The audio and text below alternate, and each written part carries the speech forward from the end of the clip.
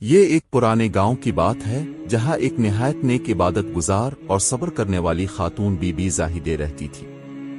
اس کی عمر 70 برس سے زیادہ ہو چکی تھی، مگر اس کا چہرہ ہمیشہ نور سے دمکتا رہتا تھا۔ وہ ایک کچے چھوٹے سے مکان میں اکیلی رہتی تھی، نہ کوئی بیٹا، نہ شوہر، نہ کوئی قریبی رشتہ دار۔ دنیا کی نظر میں وہ بے سہارا تھی، مگر حقیقت میں اس کا سب سے بڑا سہارا اللہ تھا۔ بی بی زاہدہ نے ساری زندگی اللہ پر توکل کیا تھا۔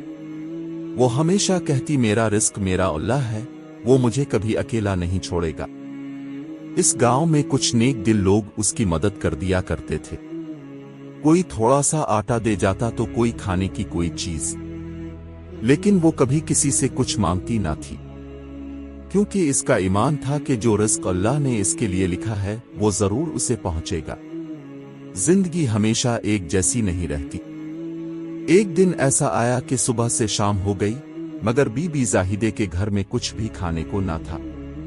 اس دن نہ کوئی روٹی دینے آیا، نہ کوئی آٹا، نہ کوئی چاول۔ جب شام ہو گئی اور کچھ نہ ملا تو وہ معمول کے مطابق بجو کر کے جائے نماز پر بیٹھ گئی۔ اس کی آنکھوں میں نہ کوئی شکایت تھی، نہ کوئی مایوسی، بلکہ سکون اور تسلیم اور رجا علیہ السلام تھی۔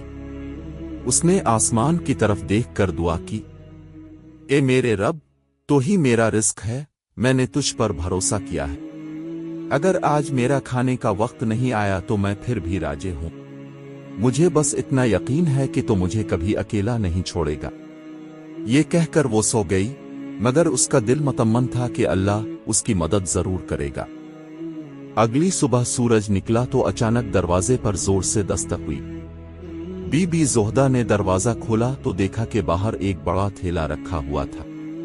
اس تھیلے میں آٹا، چاول، دالیں اور بہت سی کھانے پینے کی چیزیں موجود تھیں۔ وہ حیران تھی کہ یہ سب کس نے رکھا۔ وہ نظریں اٹھا کر آسمان کی طرف دیکھنے لگی جیسے اللہ سے سوال کر رہی ہو۔ اتنے میں ایک نوجوان سامنے آیا اور کہنے لگا، بی بی ایک اجنبی مسافر گاؤں میں آیا تھا۔ وہ کہہ رہا تھا کہ اللہ نے اسے خواب میں حکم دیا کہ ایک نیک خاتون کی مدد کرو جو اللہ پر پورا بھروسہ رکھتی ہے۔ اس نے یہ سامان میرے ہاتھوں اب تک پہنچایا ہے۔ یہ سن کر بی بی زاہدہ کی آنکھوں میں آنسو آ گئے۔